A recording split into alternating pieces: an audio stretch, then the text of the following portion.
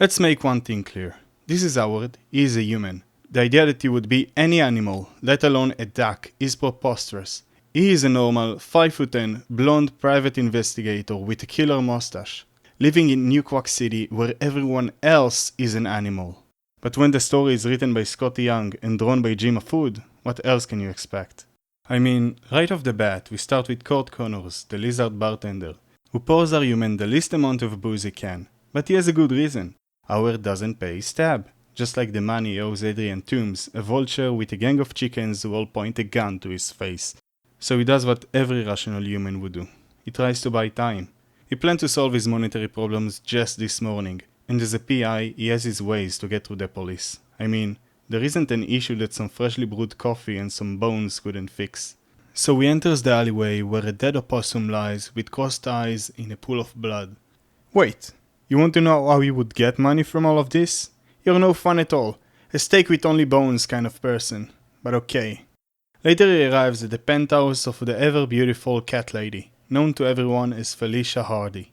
He was hired to catch the rat. He walked in the cat lady's gang and he planned to snitch on her. She planned to pay him enough money to leave town and leave her alone, but someone killed him, and I don't need to tell you why a dead informant will send the dogs barking up Felicia's tree.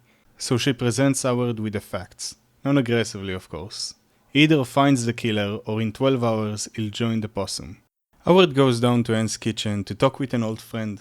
A blind friend, but one with earrings sharp enough to catch all the chatter in the streets. Mouse Murdoch, a lawyer by day.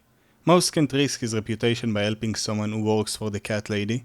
I mean, who knows who might be listening into his office. So they take a walk. And while Mouse can directly help Howard, he sure as hell can be cryptic. Maybe the question itself is the problem. Who killed the possum? Who said the possum wasn't playing possum? And who would want another gang lord gone other than the kingpin? Who can't let them live and solve the possum mystery? So he sends in his troop of ninja monkeys. And what story isn't better with a blind mouse and ninja monkeys? They fight for 4 hours straight. Howard gets knocked out but wakes up when the battle is over, surrounded by fallen ninja monkeys. Mouse gives Howard a note and tells him that he knows what to do with it. Following a car chase with the cops, Howard arrives at Connor's pub at 11:19 p.m. and we return to the beginning of the issue. The vulture wants to know what happened. The cat lady's 12-hour deadline has passed. He has a point, because she enters the bar eager to collect her dues. But here's the thing. Howard parked the car from a crime scene, one involving a lot of ninja monkeys, right in front of the pub. So while the vulture's robbers and the cat lady's gang are aiming for each other's throats, the dogs let themselves in, arresting both gangs. And where is Peter Possum? In the bathroom, of course. If Howard had turned him over to Felicia, he would have gotten his money, sure, but the vulture would have just taken it from him. So instead, Howard decided to have them both arrested and turn Pete over to the DA, earning himself the reward money.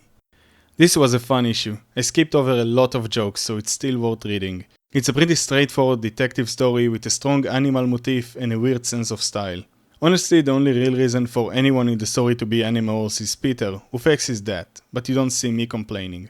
Well, okay, I will complain about dogs being cops. It's an overused concept. Every story with anthropomorphic animals has some good boy police force. The police aren't what they used to be, so let other animals shine in some sexy uniforms.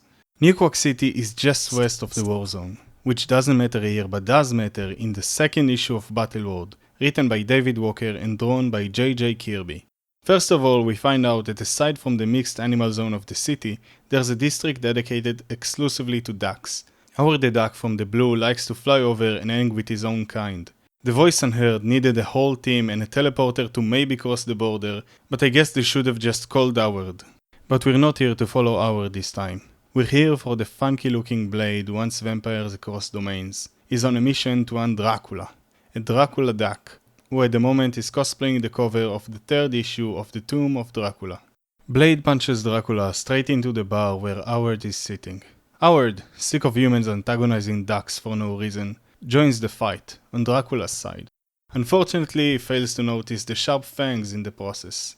Howard and Blade square off in a chaotic brawl, while Duffy the vampire slips away and returns with a horde of vampiric duck-bat creatures. It's only then that Howard realizes that this time a human wasn't fighting a duck for no reason. With their misunderstanding behind them, Howard and Blade team up to hold back the horde. They manage to delay the creatures, but they aren't strong enough to stop them. Luckily, a duck blade shows out of nowhere, the perfect cure for a duck Dracula. Defeats Dracula and saves the day. These two stories are a clear case of two writers who want New Quack City to be two different things, though at least they are two fun things. Anyway, hope you enjoyed our little visit to the big city. Keep reading comics and I will see you here again next time.